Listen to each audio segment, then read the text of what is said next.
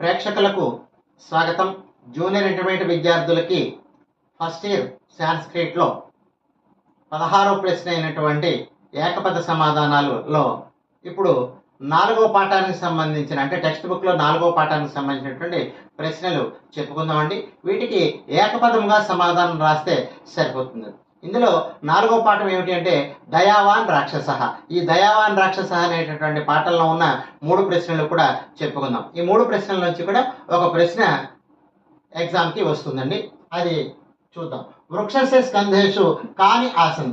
వృక్షం యొక్క కొమ్మల యందు ఏమి ఉన్నాయి అంటే ఇక్కడ వృక్షం అంటే వటవృక్షం. వటవృక్షం అంటే మర్రి చెట్టు. మర్రి చెట్టు యొక్క కొమ్మల యందు ఏమున్నాయి అంటే కోటరాణి. కోటరాణి అంటే తొర్రలు ఉన్నాయి. తర్వాత రాక్షసస్య నామ కిం అంటే ఆ వృక్షాన్ని ఆశ్రయించుకుని నివాసం ఉండాలని ఒక రాక్షసుడు వచ్చాడు. ఆ రాక్షసుడి పేరు దయారాముడు అండి.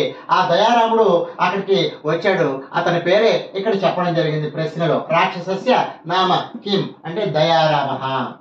తర్వాత కహ మేఘాన్ సర్వత్ర నయతి. కహ మేఘాన్ సర్వత్ర నయతి అంటే ఏది మేఘములను అన్ని చోట్లకి తీసుకొని పోతుంది. మేఘాలను ముందుకు తీసుకెళ్ళిపోయేది ఏమిటి అంటే వాయువు.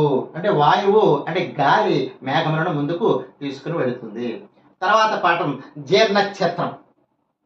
జీర్ణక్షేత్రం ఇది పాఠ్యభాగస్య కర్త కహ అంటే జీర్ణక్షేత్రం అనేటటువంటి పాఠ్యభాగం యొక్క కర్త అంటే రచయిత ఎవరంటే శ్రీ పుల్లెల శ్రీరామచంద్ర. తర్వాత విజయసింహస్య పితుః నామ కిం. విజయసింహుడు అనేటటువంటి ఒకనొక వ్యక్తి యొక్క తండ్రి పేరు ఏమిటి? తండ్రి పేరు ఏమిటి అంటే ధనసింహ. ఏం పేరండి? ధనసింహ. తర్వాత ఛత్రం కీదృశం అంటే ఈ ధనసింహుడు యొక్క గుర్తుగా ఈ విజయసింహుడు ఒక గొడుగుని దాచిపెట్టుకుని ఉంచుతాడంటే దాని పేరే ఈ జీర్ణక్షేత్రం అనేటటువంటి పాఠానికి పేరు పెట్టడం జరిగిందండి.